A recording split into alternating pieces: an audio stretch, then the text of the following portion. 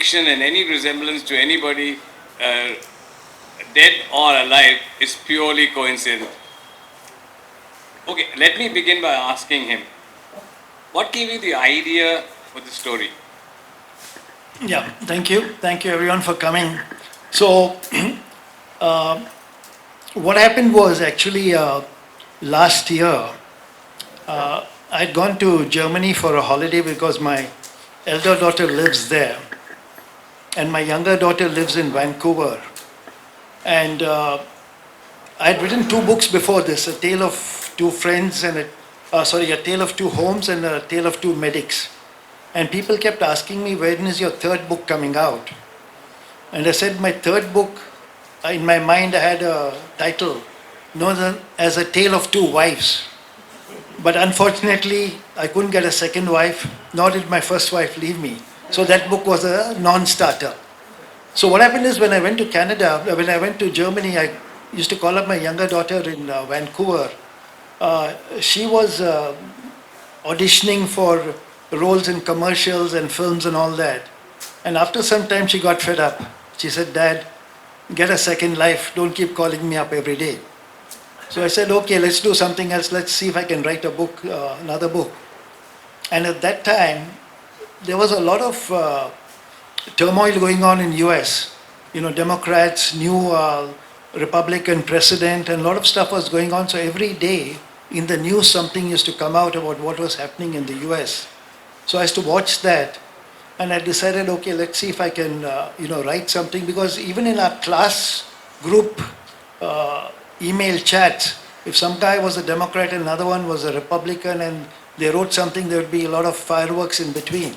But at the end of the day, they were still friends. So I said, let me write a story about two friends, and that's how it came about. So are the characters in this novel based on real life friends? I mean, the story is a gripping tale of two friends with multiple characters woven in. How did you come across this tale? So the theme of this book is, I've quoted it at the beginning. Ideally, friends made at a young age, when you're a nobody, should remain friends for life when you become a somebody. I mean, that's the theme of the book that goes right through. So if you look at the beginning of the story, there were two young people, and the two main characters are, one is a lawyer who's a Democrat, and a doctor who's a Republican. These two youngsters met at the age of 6. Some of this is fiction, some of this is fact, but these two youngsters met in a school in Uti, known as Lawrence School. And what happens is, as they grow up, they move to other places. But one incident in the school sort of registered in their minds, because in the story, the first chapter is about how one person is wrongly arrested. He's a doctor, and in America at that time, there was a lot of talk about fentanyl being smuggled in, and they wanted to catch people who were smuggling in the fentanyl. So they used to go and arrest people, you see. So this person was wrongly arrested, taken to the torture chamber, sort of waterboarding was done. And he had an aversion to waterboarding because of what happened to him in school at the beginning of his life. I don't know how many of you have been to Uti, but there is a botanical gardens with a pond in the middle. And these two friends, at the age of 6 years old, when they first met, they went to that pond which was in the botanical garden, and they said, let's catch some tadpoles. And they put a handkerchief and they were trying to catch the tadpoles. And one of them pulled the handkerchief, the other guy fell into the water. So from that day, he got scared about waterboarding and water on his face. But since that day, the reason I brought this Uti up was because now we've got a white fence around that pond. So if you go to Uti and go to botanical gardens and see the pond, you'll realize these two youngsters who fell, one guy fell into the pond, that's when the white thing was built. So the story started from there and moved forward, Okay. The other thing that I've read the book and I've actually had written a review about it, so I know the whole story. But your courtroom descriptions are quite riveting. have you had any legal exposure?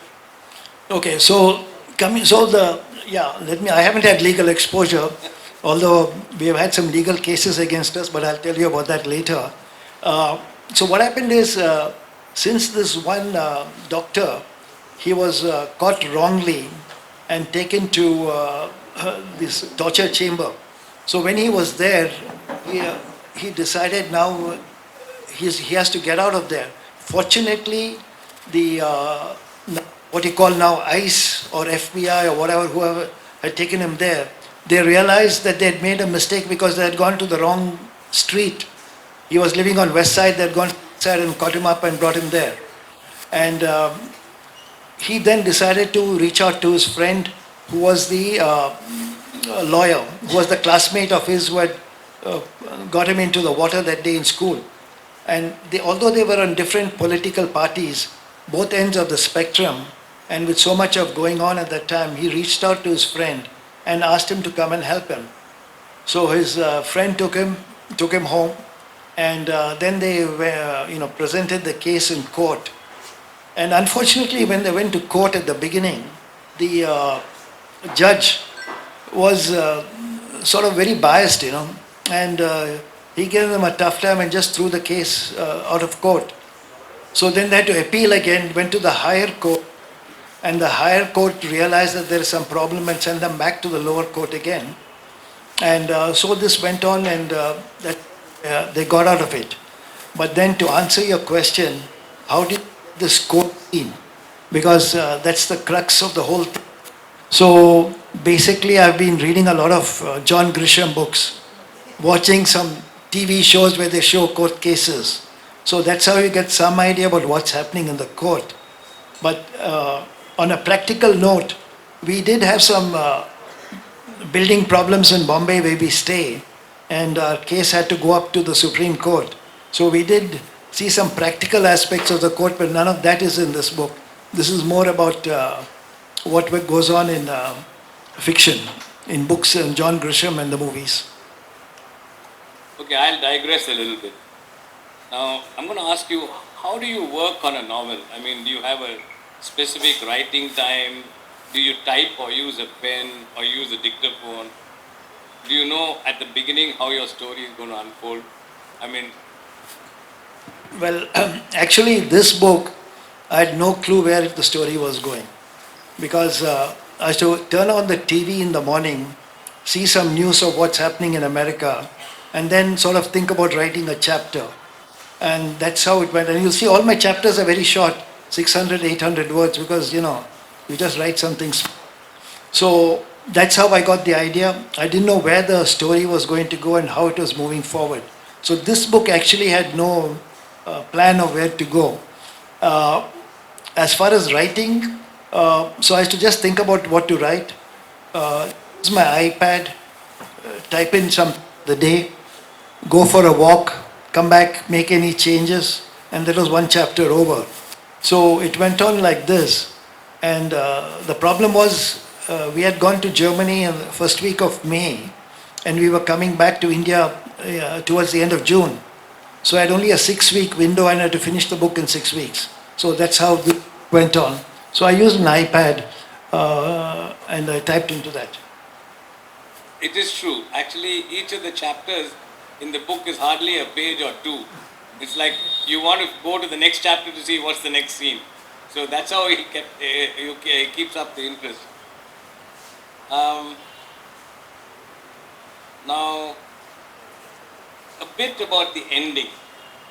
There's a kind of a twist at the very end of the tale. Do you want to let people know, or let them buy the book and read it for themselves? I'll tell them a little bit of the twist at the end, but there's more to it at the end. So what happens is the story goes on about what's happening basically in the US during the last year, about tariffs, universities being made to pay extra money to get out of difficulties, law firms bending. So each chapter is there. Also Canada becoming the 51st state. So we move into different areas. So finally there is a group of 3 people who plan to do something to maybe overthrow the government or So this is a fiction book, right? Set in 2029. So nothing to do with the present. Let me make that clear. So these three people want to do something to get rid of the big man, uh, and they decide, okay, let's do something, and how do we do it? So when I was writing this book, actually I was sitting on the dining table with my daughter in Germany, and she said, "Dad, at the end of the book, you got to have a twist. You got to kill somebody." So we decided now, how do we kill? Who do we kill? Do we kill the president? Do we kill somebody else? Or what do we do? So the question came, how do you kill somebody? So then the discussion came that, so there's a drink known in South America. It's like a type of tea. It's known as mate, M-A-T-E. And the full form is yerba mate. It's drunk in Brazil, in Argentina, and many places in South America. And so we sort of incorporated the thing about drinking mate because the previous pope was an Argentinian and he used to drink mate. And what happens is when you go to visit somebody in the South American countries, they give you this mate to drink and they sort of pass it around, you know. And so what we did is I said that the Pope who was going to die, he died ultimately of cancer, I think, but he was very sick. And mate is supposed to be a health, it stimulates the immunological system. So he used to drink a lot of mate.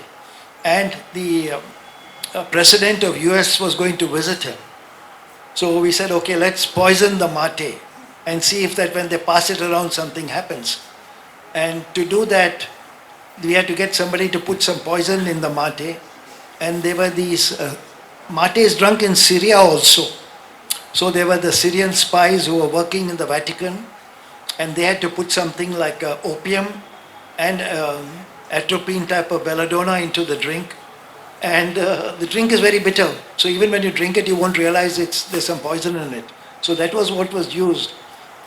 Idea was to poison the president, but there's a twist, somebody else was poisoned in the story. But this Don't is tell how them it everything, No, then I'm they not won't telling know. them that. Now, and actually now I'd like to throw the floor open so that any of you would like to ask him a question, can be related to the book or anything.